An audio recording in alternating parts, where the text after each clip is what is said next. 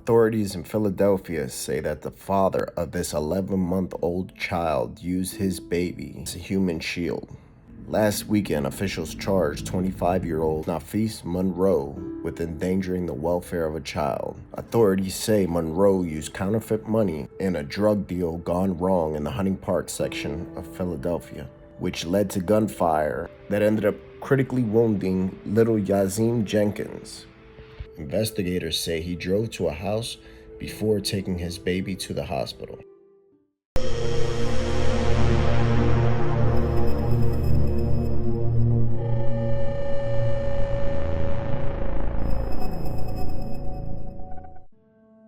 Of the case of an 11-month-old baby shot 4 times in Philadelphia's Hunting Park section. Just this evening, that child was transferred from St. Christopher's Hospital to Children's Hospital of Philadelphia. Action News reporter Christy Aletto live now outside of the hospital where the family of Yazim Jenkins is waiting anxiously tonight. Christy. That's right, and he remains in critical condition. The man who allegedly shot him is now in police custody, but the infant's family, still too shaken to speak to us on camera, is now asking who could do something like this. Exclusive video as 11-month-old Yazim Jenkins is transported from St. Christopher's Hospital to CHOP Thursday night. His family said in a statement, "My son is fighting for his life and it's not fair. He's innocent and precious. How could anyone be so heartless?" Yazim was shot 4 times Saturday while in the backseat of a car in Hunting Park. The driver did not realize he'd been shot in the head, chest, and rear until it was too late. He's been critical ever since. The shooter, who was in court today for an unrelated charge, was taken into custody. That arrest comes a day after Freddie Perez and Trayvon Thomas accused in the shooting death of 2-year-old Nicolette Rivera. Sources say Thomas allegedly confessed to mistaking a contractor at the family's Kensington home for Nicolette's father and opened fire.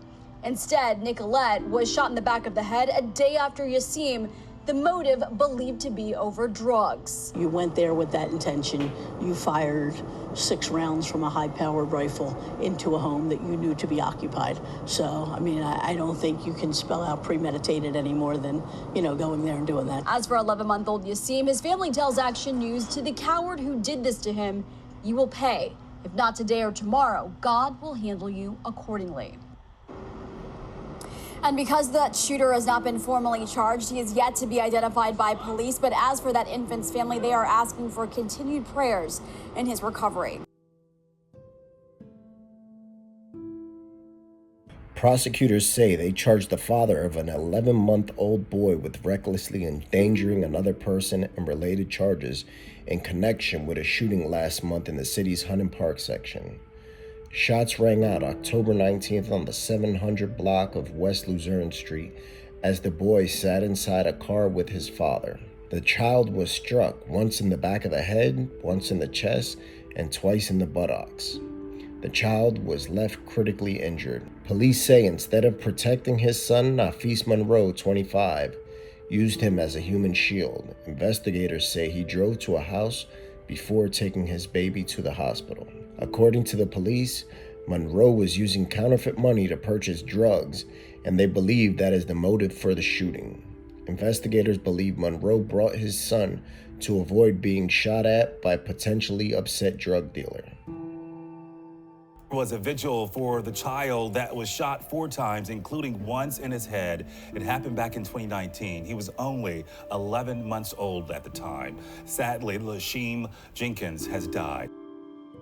A young Philadelphia boy who survived the shooting back in fall of 2019 has died, according to police. Yazim Jenkins, 3 years old, died on Tuesday, more than 2 years after authorities say he was injured by a gunman who had been targeting his father. Back on October 19, 2019, when Yazim was just 11 months old, he was shot 4 times in the head, chest, and lower body. Police say the suspect, Francisco Ortiz, had targeted Yazim's father, who had allegedly used counterfeit money to purchase drugs prior to the shooting. Yazim's father, Nafis Monroe, who was also charged in connection with the incident after he was accused of using his young son as a human shield during the shooting. Investigators believe Monroe brought his son to avoid being shot at by potentially upset drug dealer. The shooting that injured Yasim came just one day before Nicolette Rivera, 2 years old, who was shot and killed in Kensington. Investigators say Ortiz also supplied the gun used in the shooting that killed Rivera.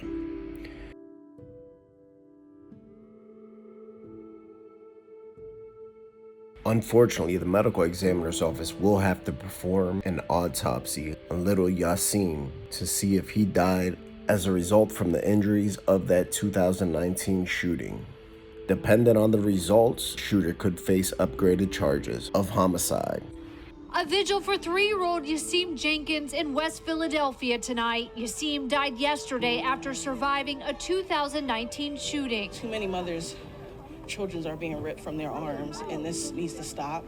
This is a product of our environment. The alleged shooter, Francisco Ortiz, is in jail awaiting multiple trials, including 2 unrelated cases, one for a gun charge and a domestic homicide case. Police say Yasim was shot 4 times while strapped into his car seat when his father took him on a drug deal. 2-year-old Nicolette Rivera was shot and killed in Kensington the day after Yasim. In a disturbing twist, Ortiz is believed to have supplied the AK-47 that killed Nicolette. Investigators said at the time the children's fathers were the intended targets. Both of these cases are horrific demonstrations of how dangerous the drug trade is in the city of Philadelphia. Drugs and violence go hand in hand. But Yasim appeared to have fought through the worst of his injuries. His mom said that he was now sitting up, and he never lost his smile and spirit. Erica Ledwell spoke on behalf of his mother's family tonight. His endless fight. How many adults you know went through what he went through and survived? He was the most happiest baby you ever met in your life. He was joy. And the suspected shooter, Ortiz, has a lengthy criminal history. In fact, the January prior to Yasim's shooting, he had just been released from prison after serving a 10-year sentence.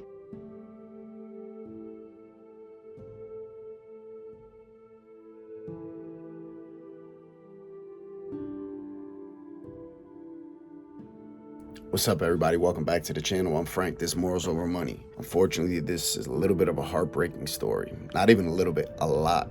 2 children whose lives were lost, tragically young, and 1 man that shares blame in both situations. And I want to make this very clear that from everything that I'm reading and all the homework that I've done on this case, when it says that the father used his son as a human shield, I don't think they mean in the literal sense, right? In the physical sense, that he put him in front of him when he got shot. What I think they mean, that he took them there hoping that they wouldn't, at the drug deal, if they found out that the money was fake, that they wouldn't light the car up because there was a kid in the car. I don't know if that makes it any better, any worse. You know, it's still extremely tragic situation. Something that I'm gonna say, and anybody who's honest with themselves, been in the streets, who's been in addiction, so many times throughout that process, we have our children along with it. Whether it's driving while we're high, whether it's driving to go cop, whether it's driving while we're going to sell drugs, going to pick up drugs, it's just a fact. Anybody who has been in addiction, in heavy addiction, or anybody who's been in the streets and been heavy in the streets, your family has not been exempt to that. There's been numerous times where we put our family in situations, just gratefully that nothing tragic came out of it. So that could have happened to any one of us at any given time. And I'm not saying that to make an excuse for him. I'm just saying that to put things in perspective, that a lot of times we do things, we just lucky that nothing tragic happened. It just reminds me not to be so quick to judge. Even as something as small as texting while we're driving while we're super tired, we're still putting our family in. But anyway, back to topic. So the gentleman that this story is based around, Francisco Ortiz. Let me just give you some background on Francisco Ortiz. Just came home from the penitentiary after serving 10 years. That's a lot of time. Everything that I found just said, you know, was related to a weapons offense. He has a lengthy criminal record. 10 years is a lot of time to spend in the penitentiary for just a gun. I'm pretty sure there was other stuff that went along with it. How is he the common denominator in both cases? In the first case of Yasim Jenkins, they say that he was the actual trigger man. Yasim Jenkins' father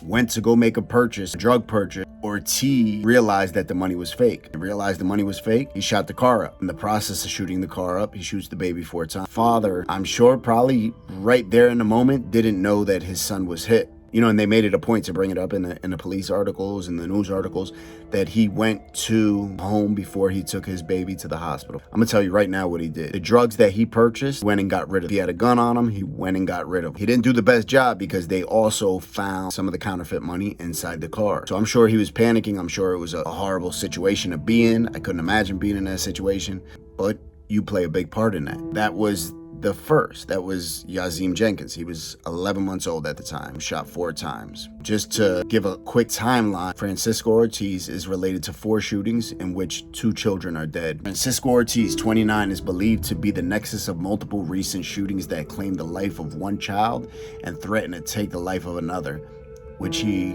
unfortunately passed away last week. At the time that this was released, the little baby Rivera, killed at the time, Yazim was still alive. So now it's 4 shootings, 2 children killed, another woman killed in a domestic situation. Francisco Ortiz, 29, is believed to be the nexus of multiple recent shootings that claimed the life of 2 children and threatened to take the life of another. This is where it begins. September 18th, 2009, Francisco Ortiz is a prime suspect for another homicide that happened in Philadelphia. According to police and officials, described him as the nexus of various recent shootings. Unlike the October incident, this shooting appeared to be a domestic dispute while the others were drug-related. A month later, the first one was September 18, 2019. The second shooting was October 19, 2019. Yazim Jenkins, 11 months old, was shot while sitting in a car seat in the back of a car. Police believe his father, who was also in the car, was the intended target. Francisco Ortiz, 29, was arrested October 24th and charged with attempted murder. Police believe he also supplied the AK-47 used to kill Nicolette Rivera, who was sleeping in her mother's arms inside a home on Water Street. October 20th. Police believe the shooting on Clearfield Street, in which gunfire struck an SUV, is linked to the same drug dispute that led to the fatal shooting of Nicolette Rivera. Half a mile away and just 5 minutes later. Nobody was injured in the shooting on Clearfield Street. October 20th, 2019, Nicolette Rivera, 2 years old, was sleeping in her mother's arms when a gunman opened fire on the home. Nicolette died at the scene. Tevon Thomas and his accomplice Freddie Perez are charged in the murder. Francisco Ortiz, accused of shooting 11-month-old Yazim Jenkins, allegedly supplies the AK-47 to Thompson, the suspected triggerman in the killing of Nicolette. The gentleman right here, Thompson, got the gun from Ortiz when it shot up the house. When he shot up the house, there was a contractor there at the door speaking to the mother. He mistook the contractor for Nicolette's father, who was the intended target. They said it was a drug dispute and they were going there to shoot him up, right, to kill him. So he opened fire, ended up killing a baby in her mother's arms from an AK. So I'm gonna tell you right now, that's extremely traumatic for the mother. Imagine, she was shot in the head also, the back of the head. So imagine having your baby in your arms, being hit in the head with an AK round. I don't even wanna think about that. That's not good. There's no way around that. That's extremely horrible. And they said that was in retaliation. There was a shooting where an SUV had got shot up, a little while before that. They said the 2 men that went and committed this crime, father was responsible for the one shooting, and they went to the house in retaliation, in turn killing the child. When they get to the precinct, what do? They end up telling on Ortiz and saying, yo, he gave me the gun and sent me over there to do it. So now that makes 2 separate children that are victims, along with the domestic homicide. And I'm telling you right now, if that man is getting busy on that scale, there's multiple other homicides out there that he's involved with or responsible for, and they just haven't got back to him. So shit like this, right? I got absolutely no respect. I hope they get everything coming to them. I hope they spend the rest of their lives in prison. Bid is extremely painful and fucking sad and everything that it can be. To take not 1 but 2 children's lives, that's so sad, right? That's such a waste of potential and waste of life. People that do that type of stuff and shoot from cars or shoot at cars, I think that's very cowardly. You know what I mean? You do that type of stuff when you're scared to get up close and engage with somebody, right? And that's why all these innocent victims get shot up. It's also a reminder that when we're in them streets, we are putting everybody we love at risk. everybody, because there's no rules once you open that door. When we open that door and we're in the streets, we can't complain about what comes in. We leave our back door cracked open, we can't complain if a dog, if a cat, or if a bear comes through that bitch. 9 times out of 10, when we're involved in that type of activity, the worst of the worst is gonna happen. It's extremely sad. It's an unfortunate situation. I hope that those families find peace. And just think about how many lives that this has destroyed. Numerous. It's extremely sad. Anybody knows if any GoFundMes are set up, please hit me in the comments and let me know. I'll pin it. It's just extremely sad. It's another reason why we just gotta stay away from the streets. Nothing good happens when we are involved in the streets. So thank you guys for watching this video. I send prayers and vibes and feelings of healing and love to all the victims involved in this. I couldn't imagine losing my children. I couldn't imagine. So I thank you guys for watching. Have a great day. Remember to be kind, loving, and patient.